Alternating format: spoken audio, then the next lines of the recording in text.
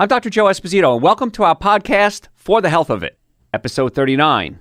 Remember to subscribe to this podcast, and I'll help you naturally get well and stay well. The information presented on this program is not intended to take the place of your personal physician's advice, and it is not intended to diagnose, treat, cure, or prevent any disease. Discuss this information with your own physician or healthcare provider to determine what is right for you. Are you suffering needlessly? Dr. Joe can give you advice on how to naturally get well and stay well. Dr. Joe Esposito. Hey folks, Dr. Joe here. Glad you could spend a little time with me today as always.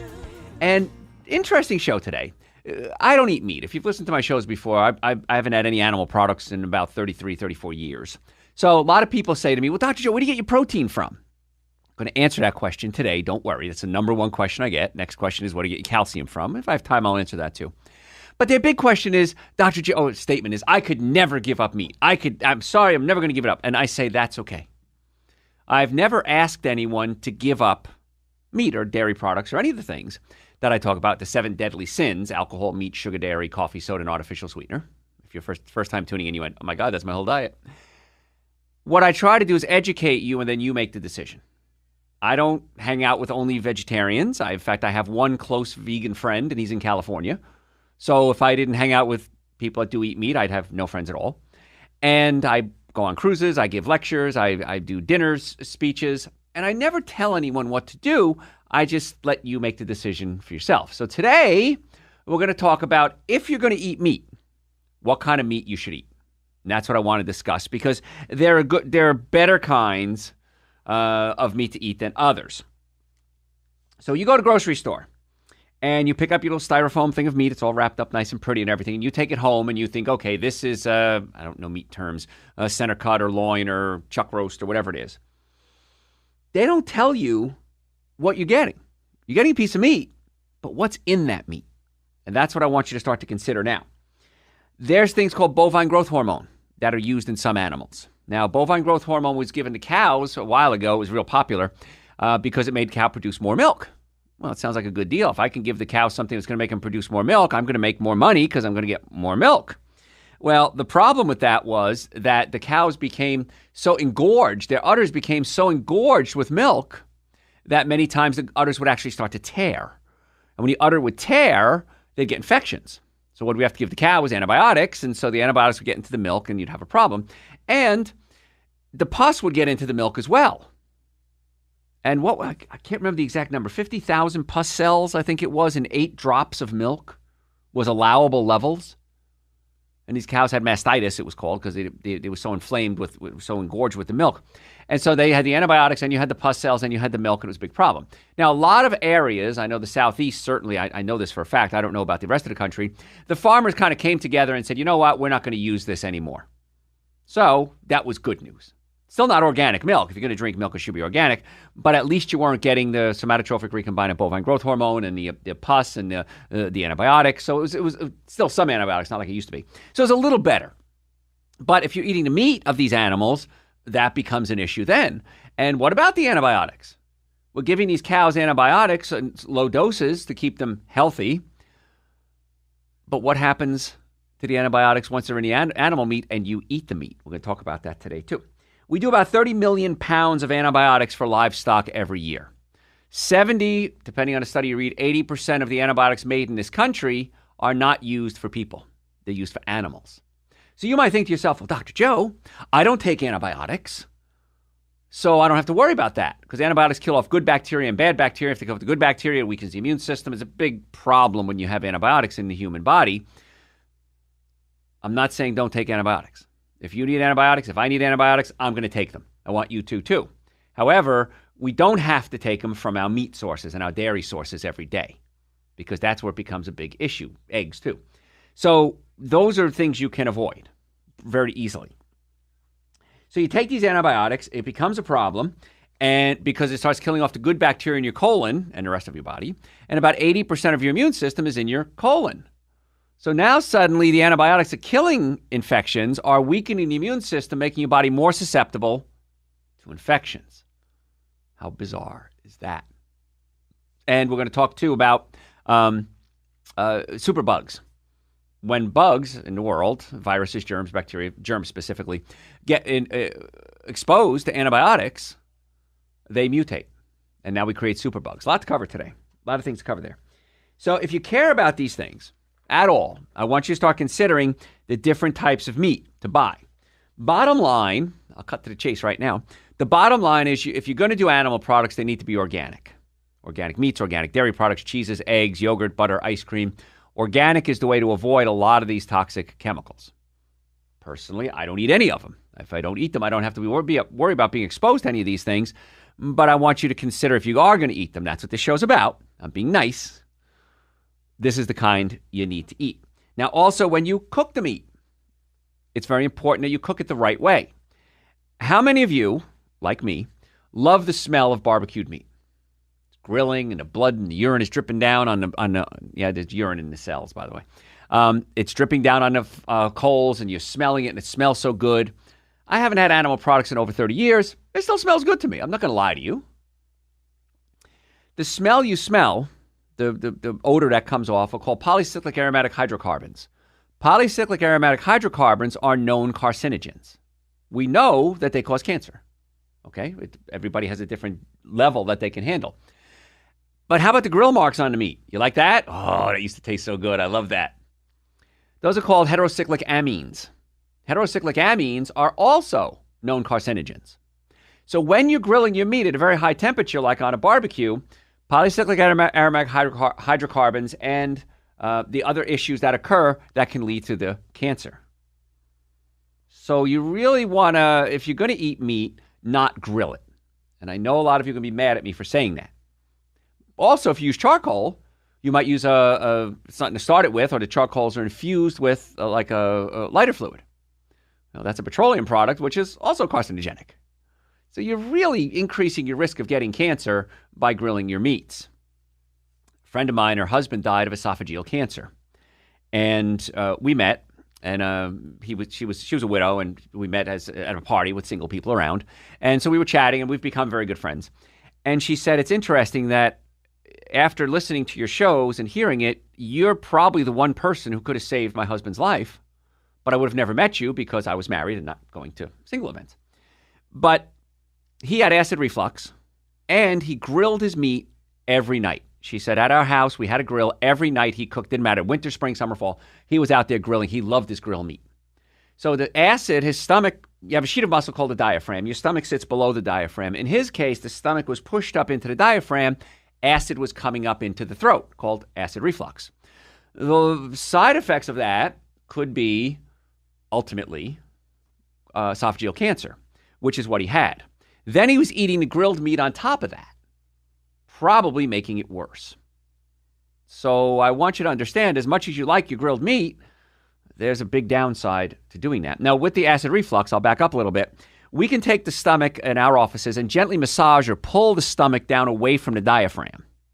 And it's an adjustment. We're chiropractors. My team of doctors are chiropractors. And we massage or adjust the stomach away from the diaphragm. And in most cases, that helps the acid reflux, which is just off the chart amazing. And people want to name their kids after you when you fix their acid reflux. But also your stomach's job, and I've covered this many times in the past, but I know we always have new listeners. So if you've heard this before, please bear with me. Your stomach's job is to take proteins and break them into amino acids. The amino acids then go into the small intestine and get absorbed, and they get used for everything. Everything that has protein in your body uses amino acids and reassembles them to eye tissue or liver or spleen or blood or whatever it is. So what's happening is, if your stomach isn't breaking proteins into amino acids, these big chunks of partially digested protein pass into the small intestine. These big chunks of protein can be absorbed into the blood system. I was giving a lecture the other day, a live lecture, and a young girl there, nice-looking, pretty girl, young, I mean, probably 16, 17, big bags under her eyes, puffy. And she asked me about food allergies. And I explained this, that if you're absorbing these big chunks of proteins into your body, your immune system attacks these big chunks of proteins, and that's called an allergic reaction. Allergic reaction is the body responding to a foreign protein. So if the protein is broken down into amino acids, it's not foreign anymore. If the amino acids are still assembled as a big chunk of protein, it's a foreign protein. Your immune system doesn't know what to do with it. It attacks it. In fact, I ran into my boss, one of my bosses here just recently at the station, And he said on your show the other day, you were talking about just this topic and dairy products and meats and how it can cause an immune reaction. He says, could that cause an autoimmune reaction or make an autoimmune reaction worse? And I said, yes. And he has an autoimmune condition. And he looked at me and says, every time I listen to your show, I learn something new. He said, I've been listening for a long time now. So it's really neat when your boss becomes a consumer, so to speak, that he's listening to the show and learning things. I said, I would strongly advise staying away from those foreign proteins like dairy, wheat. Gluten is a big issue with a lot of folks. And then making sure your digestive system is working. So be careful how you cook the meat. I digress here for a moment. But if you have the acid reflux, by the way, you probably need to get that fixed because you're not absorbing amino acids. Amino acids become neurotransmitters in your brain, makes your brain work. It affects every aspect of your life if your gut isn't working. So come see us and we'll hopefully fix your stomach. Can't promise it, but we probably can. So then you got to get to diet too, which we're not going to cover a whole lot today. We're talking mostly about meat. So don't grill it. Boiling meat, probably a better choice. Braising it, probably a little choice. Baking it, probably a better choice. But when it starts browning, you get those grill marks and high temperatures, that's when it becomes a big issue. So if you're going to eat meat, make sure it's organic and try not to grill it if you can. The grass-fed beef, or the organic beef, has a higher level of omega-3 fatty acids. Now, omega-3 fatty acids are necessary for brain function. They're anti-inflammatory. We're finding now it helps with cancer patients. Most of us are low in omega-3 fatty acids. Now, I'm a vegan. I don't eat any animal products. And omega-3 fatty acids are what's called essential fatty acids. That means that your body doesn't make them. So you have to get them from an outside source. So you can get them from animal sources, like meat, for example. You can get it from fish oil, which I'm not a big fan of, because fish oil, number one, has to be converted into what's called a phospholipid form. And that takes work by the body. Also, with fish oil, you run the risk of mercury contamination or heavy metal contamination because the fish are exposed to these heavy metals in the oceans or whatever water they're in, and it can build up in their fat cells. So krill oil is a better choice for omega-3 fatty acids because it's already in the phospholipid form. Body doesn't have to do any work. It's easy to absorb. Krill and fish don't make omega-3 fatty acids. They get it from algae. So I do algae oil as a supplement. And it's expensive. But when you start changing your diet, when you get your body healthy, the chances are you're going to save so much money that you can afford chiropractic care, you can afford supplements, you can afford living a great life, you can afford vacations. It is so much cheaper to eat healthy.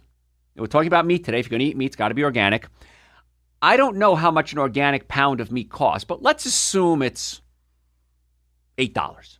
I'm guessing out there. $6, whatever it is, $6, $8. You can buy a lot of food for $6. Because the meat, when you cook it down, of course, water comes out of it and fat comes out of it, so it's not a pound when you cook it. You could buy a lot of fruits, vegetables, nuts and seeds and beans and quinoa for $6. A whole lot more than just a pound. And so it's a whole lot cheaper eating a healthy lifestyle, going to a restaurant.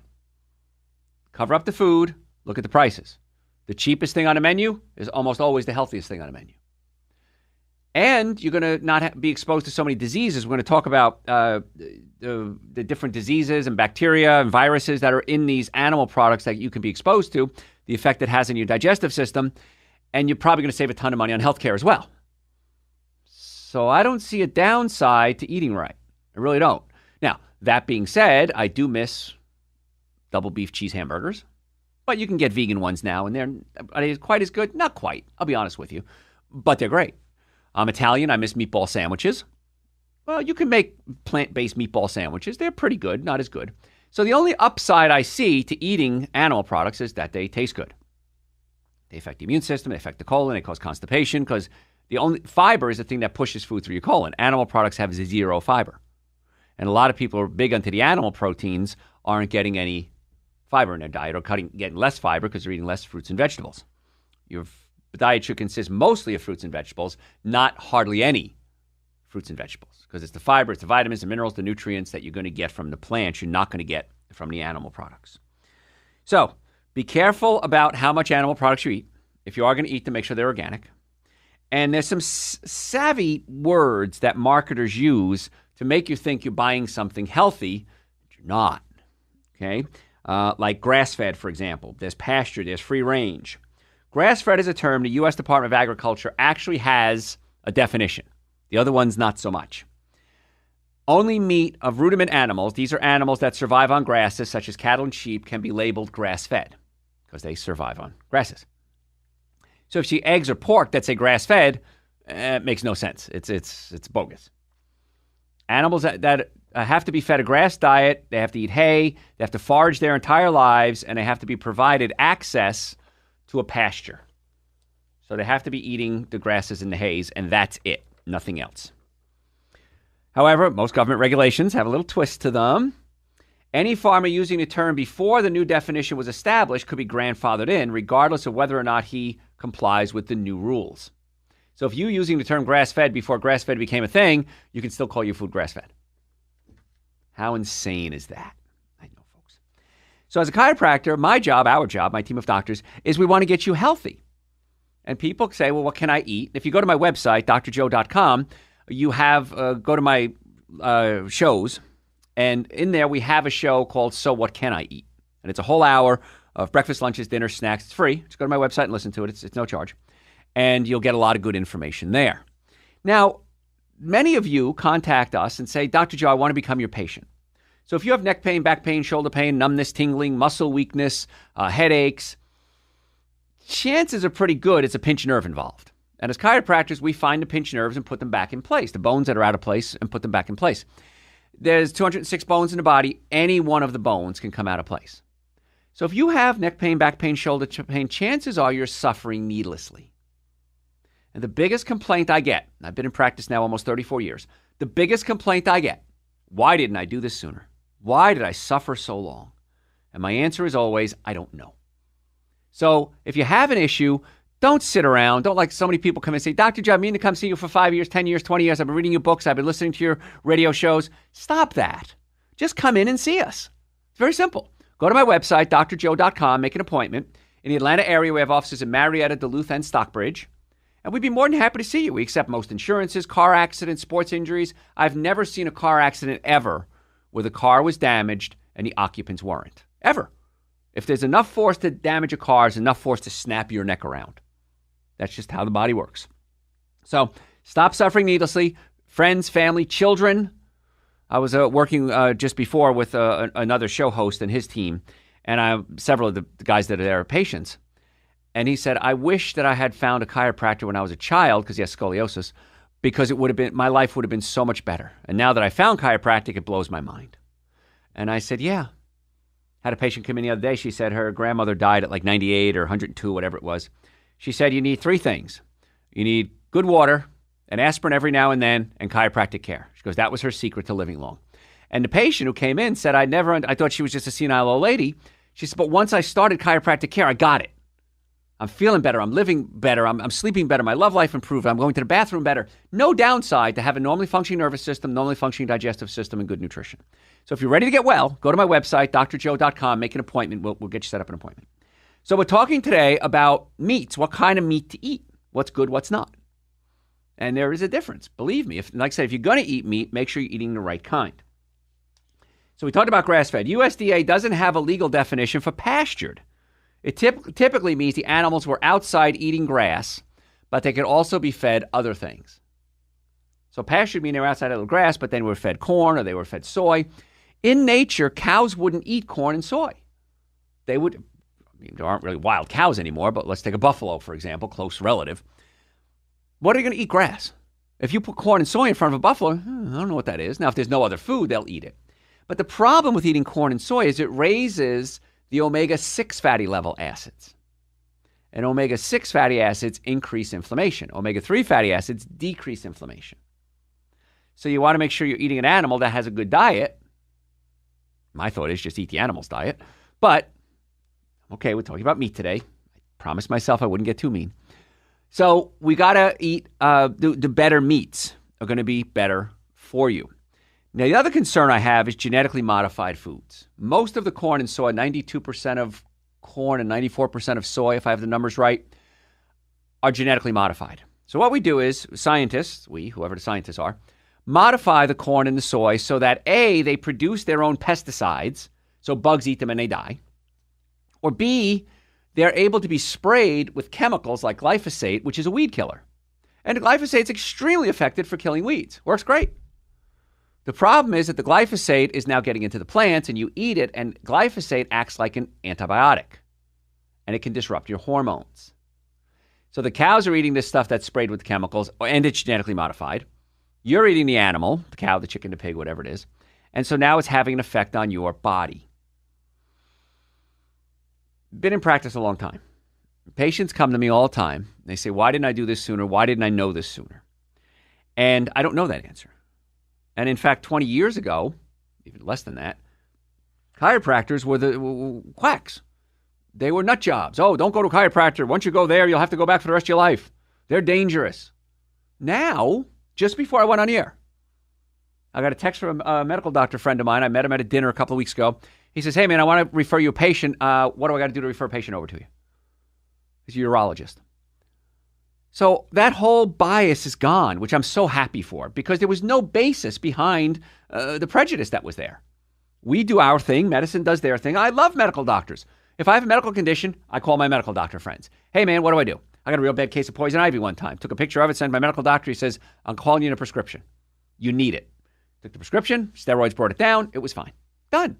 I kept my body healthy, so I responded, and I didn't have long-term side effects from the steroids. But yeah, if you need surgery, you need surgery. If you need drugs, you need drugs. But many times we can fix the things, whatever that health thing is, with good digestion, good nutrition, and quality chiropractic care, making sure the bones are all lined up. So there's a place for everyone in healthcare. And that's very exciting. And that's why things like organic food, sales are skyrocketing all around the country. Because people are realizing that organic food usually tastes better, less risk of pesticide, and you're going to get more nutrition from it. So why wouldn't you do that? And that goes for meats as well. So make sure you're doing that. So free range, talking about terms here. Free range is a term the USDA has defined vaguely for poultry, but not for beef. So grass-fed and pastured animals are by nature free range. That's what we just talked about. The reverse isn't true. So the term may not mean that you're picturing like 1,000 chickens out in the field having fun. 1,000 chickens could be stuck in a small room. That's still considered free range because they're not in a cage. Doesn't mean what they're fed, doesn't mean how they're raised, doesn't mean how they're slaughtered, doesn't mean the stress levels that they're under. It just means that they're not in a cage. So probably got to be careful with that term, free range, because it's kind of a little sketchy there. Organic, again, is the only word that's going to be safe. And that goes for all animal products. So let's talk about some fun facts about meat. And it's interesting because we all talk into the same microphone here at the studios. And we always never want to touch our mouth to the microphone because we don't know what's in this little microphone screen that's in front of it. So some folks are real germaphobes. Any germaphobes out there? Raise your hands. Okay. You worry about the microorganisms on doorknobs in public restrooms. Your hand sanitizers are everywhere. By the way, I'm not a big fan of hand sanitizers unless you make your own, or they're natural. They have natural ones now. But hand sanitizers, commercial, many of them have something called triclosan. And triclosan is a hormone disruptor. It messes with your hormones.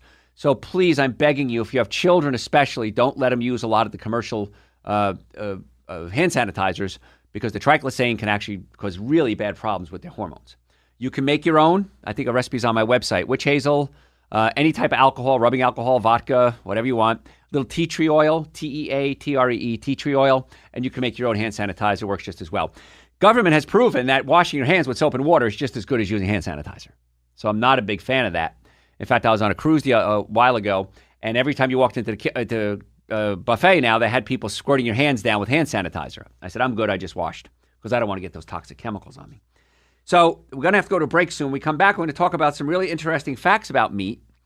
But if you really want to get well, you need to have a good diet. That's why I recommend at least Dr. Joe's Super Greens and Dr. Joe's Essential Source. Now, we have a line of other supplements. We have B vitamins and probiotics and adrenal support and digestive enzymes. But the minimum amount you should take is Dr. Joe's Super Greens and Dr. Joe's Essential Source to keep your body healthy. They're 2 powders. They taste great. I mix it with coconut milk, shake it up and drink it. It's awesome. Very relatively inexpensive for what you're getting. So if you want to go to my website, drjoe.com, at least, I'm begging you, do the Super Greens and the Essential Source. Then you can make the dietary changes. If you have neck pain, back pain, shoulder pain, numbness, tingling, acid reflux, ever been in a car accident, I strongly advise you go to the website and make an appointment. Because you're suffering, most likely, you're suffering needlessly. Now, if it's something we can't help, we'll tell you that. There are cases that come in, it's not a chiropractic case, and we say you need to go see an orthopedic surgeon, or a urologist, a neurologist. We send you out to the doctors that we feel would work well, and then we co-manage the cases with them. And when it comes to car accidents, people call chiropractors the captain of the ship. You should go to your chiropractor first, unless you're bleeding or life is threatened. Go to your chiropractor first, and then we can help guide and steer you where to go to make sure you get a proper settlement, but most importantly, to make sure you get the proper care. So if you want to make an appointment to come see us, if you want to get the Super Greens, the essential source, the B vitamins, the adrenal support, the nitric oxide, go to my website, drjoe.com. Thanks for listening. We'll catch you next time. Thanks for listening to For the Health of It. Remember to subscribe to this podcast, and I'll help you naturally get well and stay well.